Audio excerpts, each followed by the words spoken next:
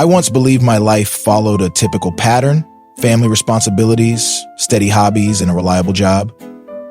Until an extraordinary chain of events shifted my entire outlook. In my younger years, I spent most of my free time riding motorcycles. The thrill of the wind against my face was enough to make me feel alive, and the powerful roar of the engine drowned out everyday worries. While not zooming around on my bike, I worked in a technology business I owned alongside my sibling. We tackled computer repair requests and software troubleshooting. My 2 children were my world. Despite all the complexities and challenges of parenthood, I cherished every moment with them. Looking back, I recognized there was a time when I thought everything was predictable, almost on autopilot. My routine was straightforward. I balanced my computer services with time on the road, built a life I felt comfortable in, and rarely stopped to reflect on how fragile existence can be. The turning point came one evening, right after a festive occasion that had people gathered in bars and in roadside spots. This night, however, was unlike anything I ever anticipated. While heading home, well past midnight, I chose my usual route along a parkway. It was quiet and traffic seemed thin enough for me to merge effortlessly between lanes on my motorcycle. In the corner of my vision, I noticed a pickup truck moving uncomfortably near me. Something about the driver's position struck me as wrong. In that split second, I realized he was driving the opposite direction in his lane, essentially heading north while in the southbound side. Before I could even process a how-to strategy for a safe escape, the protective guardrail vanished between our lanes. Fear crashed over me. If the driver suddenly recognized his mistake, he might steer directly into me. I swiftly guided my motorcycle across several lanes, hoping to steer clear of him. At that exact instant, that pickup vanished beneath an overpass, colliding head-on with a limousine.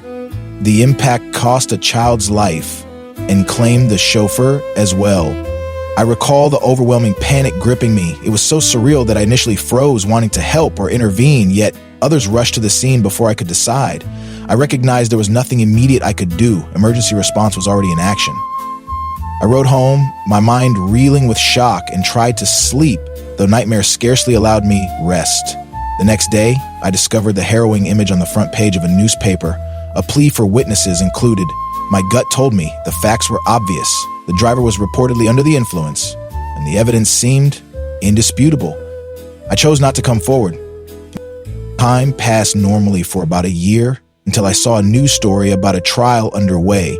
The pickup driver faced homicide charges, and I realized it was my obligation to testify about what I had witnessed that tragic night. Although it felt daunting, I stepped forward, hoping truth would serve justice. Inside the courtroom, I saw a young man who, under different circumstances, could easily have been me or someone I knew in another lifetime. Over 2 days, I provided my testimony, transforming a complicated case for the prosecution. The result was a verdict carrying a prison sentence of 16 years, long enough to feel unyielding. My heart ached for the grieving parents who seemed disappointed that 16 years was the limit of the penalty. In that whirlwind, I reminded myself that youth often comes with rash decisions. No matter how guilty or irresponsible the offender might have been, the entire situation was heartbreaking for all involved. That trial planted a seed of change in me, and the usual framework of my life no longer felt right. In tutorial fashion, I started reevaluating my priorities, best practices to optimize more responsibility, how to let go of negativity, and step-by-step methods to realign my ambitions. I sold my share of the tech business to my brother and decided it was best to pour my energy into fatherhood. I wanted to witness every milestone my children reached, embracing each first word, each new dream, and each creative spark. Those months of focusing on parenting ignited another passion: community engagement. I ran for a local school board position, fueling behind-the-scenes efforts for educational improvements in my hometown. I also led the push to clean up a contaminated site in the area, convinced that expert tips for environmental responsibility revolutionize small towns. Surprising even myself, life became both purposeful and fulfilling. On weekends, I still relished climbing onto my newest Harley-Davidson and gliding across scenic roads, often heading out to a humble roadside barbecue spot. That was a type of personal tradition. I'd ride long stretches, enjoy slow-cooked snacks, then return home feeling content. One hot afternoon, while coming back from one such barbecue outing, traffic stood nearly still. Cars had been backing up for miles, possibly due to construction or a different highway mishap. In the stifling heat, several drivers had already inched over to the road's shoulder, hoping to turn off. Eventually, I followed the same plan, planning to make a right-hand turn at an upcoming intersection. However, at that precise moment, a break in the oncoming lane let a large truck attempt to turn left, leading it to slam right into me. My world went black in an instant, with no warning and no means of prevention. When I regained a semblance of consciousness, I was sprawled on the pavement, aware that time had slipped away. Flashing lights flickered around me, hinting that emergency crews had responded. The medics demanded I remain still, but my instincts prompted me to sit up. A jab of unmoving bone in my leg reaffirmed the seriousness of my injuries, and I slumped back to the ground, breathless from agony. Then it felt like my spirit detached. Lifted above the scene, I soared through clouds, rising higher, uncertain what it all meant, until eventually we descended, revealing an aerial view of a hospital below, a large circular building that I soon recognized as a major trauma center. Once we landed, paramedics unstrapped me and rushed me indoors, though my memory blurred at that point. Everything went hazy, as if my consciousness had traveled to another realm. I had sustained multiple fractures, a spinal injury, severe internal bleeding, and a major blow to the head. By all conventional measures, I should not have survived. A doctor later remarked that my injuries resembled what one sees in autopsies, indicating the odds were stacked against me. Yet while doctors stabilized my condition in the physical world, hooking me to life support machinery, my sense of self was no longer tethered to that hospital bed. I found myself in a vast, luminescent domain, a place I describe as the space between here and somewhere else. It felt as though I wandered there for lifetimes. Conventional time was irrelevant. Events flowed without sunrise or sunset. My experiences guided the progression of time, each revelation making me feel as if hours, days, or entire years had passed. The earliest environment I perceived was reminiscent of a typical work setting like the back office of a technology firm, only the tasks I performed were not purely about fixing software or gadgets. They seemed to resonate with deeper layers, teaching me how every material action has a spiritual parallel. At first, I had no conscious notion that the realm was different. Over time, I gleaned that I was in a transitional dimension, somewhat like purgatory in certain belief systems, where the spirit undergoes lessons before finding its next path. Nobody handed me a step-by-step manual explaining how to succeed in spiritual transformation. Instead, I'd confront puzzling situations and decode them on my own. One recurrent episode involved encountering someone I recognized from my earthly life, yet he appeared to keep changing age, gender, or physical traits. Eventually, I learned to perceive his core essence, what I would call a spiritual fingerprint. I realized that beyond any outward disguises, there lay an inner presence unique to each living entity, and that presence remains interconnected with everything else in existence. This revelation opened my eyes. I sensed countless spiritual energies in trees, stones, cosmic bodies, even entire galaxies. All these energies were distinct yet linked like threads in an infinite tapestry. The universe and its ultimate creator were woven of the same cloth, forging a unity that now felt perfectly logical. An even more transcendent tutorial arrived when I underwent repeated life reviews, a behind-the-scenes look at every moment I had lived, from childhood mishaps to pivotal adult decisions. In these experiences, I was not merely rewatching scenes, I felt immersed in them, absorbing everyone's perspectives at once. I discovered that we often act with incomplete understanding, missing how events affect other participants who are entangled in our story. The more my comprehension expanded, the more thoroughly I grasped the significance of each encounter. Each time I integrated new lessons, I'd do the review again from a higher vantage point, as if rereading the ultimate guide to my own life. Though confronting traumatic or painful memories felt excruciating, I experienced an overwhelming sense of relief afterward, a kind of euphoria that came with fully letting go. It was like releasing anchors of regret or resentment that had weighed me down. Eventually, I passed into another scenario, resembling a restaurant where I oversaw several adolescents, instructing them on how business operations worked. No matter what strategies I tested, step-by-step instructions, group projects, positive reinforcement, none of it clicked with them. I reached my breaking point, deeply frustrated. A quiet woman sat praying nearby, generating a palpable energy of peace.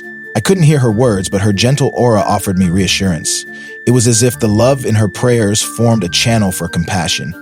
When I finally sought guidance from the owner of that restaurant, a powerful wave of recognition crashed over me. I realized that I was face to face with my higher self, the essence of who I was beyond my physical incarnation. Somehow, all the knowledge I'd accumulated in the realm came rushing back, and I understood the young employees were not misbehaving kids, but spirits poised for their first journey into a human body. My job was to mentor them, bridging training from an ethereal vantage point. I suspected my diligence here determined whether I stayed in the spiritual plane or returned to my injured form still clinging to life on Earth. The third phase brought me to a beloved local hangout from my hometown. Every evening, folks gathered at a scenic overlook to watch the sun fade, chatting about daily happenings and gossiping over coffee or beverages of choice. There I encountered two companions from childhood.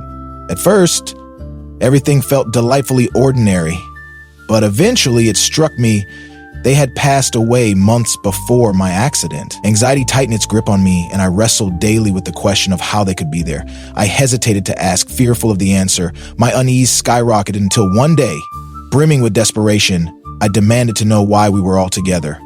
Their response was straightforward. They were there to ensure I'd be okay.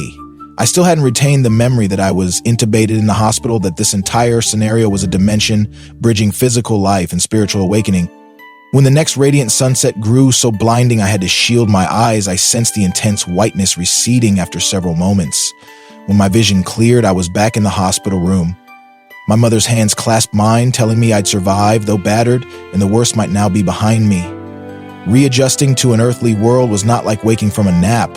Even after regaining awareness, I felt tethered to that unearthly reality. Reintegrating piece by piece, I began to realize that the woman offering silent prayers in that spiritual restaurant was someone dear to me in the physical world. I had known her for many years, from volunteer school projects to local hikes. In the hospital, as soon as doctors removed the tubes, I texted her, desperate to share that I'd felt her prayers in that mystical domain. When she visited, we seldom spoke of profound mysteries. Often we just walked or did simple physical therapy tasks.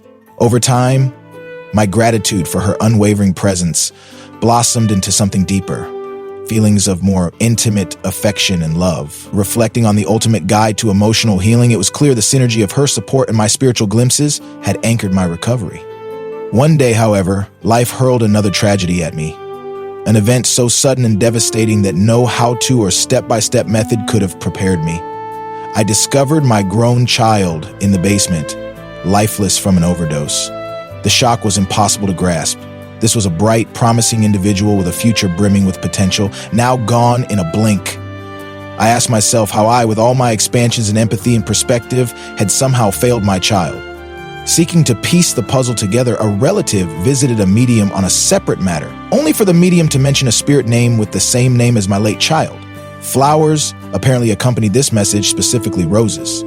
Oddly enough, I'd stumbled upon roses in strange places. A bloom on a hiking path in the dead of winter, a single rose on a familiar street corner. My friend who prayed for me believed those roses were signals that a bridge existed between my child's spirit and us. At first I scoffed. I refused to believe a stranger could contact him or that these coincidences pointed to actual communication. Nonetheless, the medium asserted a link involving Saint Teresa, an association with roses, and a significant alignment of dates that matched my child's birthday and date of passing. The next moment, my departed child came to me in a dream, radiating calm reassurance, as though echoing the same placid acceptance I felt during my near-death journey. It struck me that maybe this intangible dimension, the place between life and afterlife, had also embraced my child. Amid crippling grief, circumstances forced me into yet another legal proceeding. The person accused of selling lethal substances to my child was charged with the same second-degree homicide count I'd seen in the earlier trial. Down to the possible prison sentence, the parallels were haunting. Initially, I prepared to let rage lead me, fervently wanting the offender to experience the full force of my pain. But standing in that courtroom, I saw someone heartbreakingly young, seemingly lost as well, and once again recognized how life can twist good people into horrifying corners. Any thirst for vengeance evaporated, replaced by empathy. I wanted him to discover a better path to break free from darkness, the repeated patterns. Hinted that everything was connected, perhaps orchestrated in ways I can't fully articulate, but can feel, guiding me underneath the surface of worldly chaos.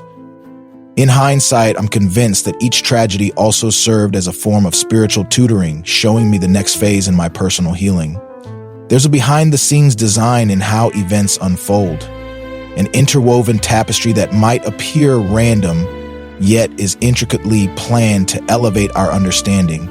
Eventually, I realized the greatest gift I'd received was the near-death experience itself. It gave me a vantage point to appreciate life's delicate tapestry and find enough love in my heart to break down bitterness. If there's one ultimate guide I'd share with others, it's that existence remains a gift, and we're all far more interlaced than we think.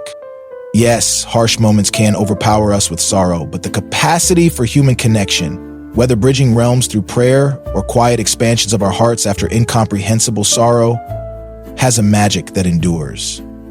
Learning how to uncover our own capacity for compassion can involve unpredictable steps, but I promise it's a journey worth taking. Keep an eye out for small miracles, like a rose in the dead of winter, or the random stranger who steps up to help. Seek mentors or spiritual teachers if you need a tutorial for guiding your soul's evolution. Explore best practices to maintain emotional resilience, test viral hacks for stress relief, or examine the latest trends in wellness. Whatever method resonates with you, trust that there's a step-by-step path, a top 10 strategies list to reawaken your sense of unity with others, a behind-the-scenes perspective that highlights the potential for hope even in the worst disasters.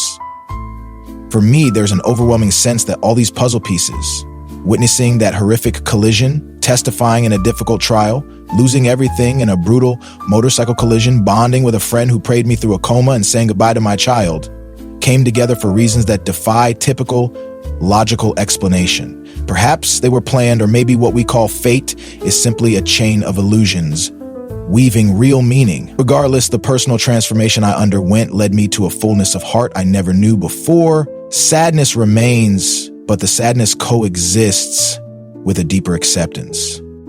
If you need an easy method to shift from despair to growth, tap into love, forgiveness, and the unwavering knowledge that we can find light on the other side of devastation. In that place beyond heartbreak, there's a grand awareness that life is precious, and people are inherently capable of goodness. Even if your perspective is shaped by near-death experiences or everyday hardships, the steps toward peace involve embracing each moment as it arrives, and when you do, you might find that the entire universe stands ready to guide you toward wholeness and love. So, in the end, let life be your teacher. Stay open to immediate lessons and glimpses of eternity. Remain curious about how subtle signs, like certain flowers or repeated patterns, might be messages bridging worlds. Know that every sorrow shapes you, every spirit connection redefines your understanding of reality, and every day can be a step toward healing. That is the heart of my story, and I share it with sincerity, hoping someone out there discovers their own spark of hope in these words. Embrace your journey fully, trusting that compassion is never wasted. Pain can metamorphose into wisdom, and transcendent love unites every corner of existence.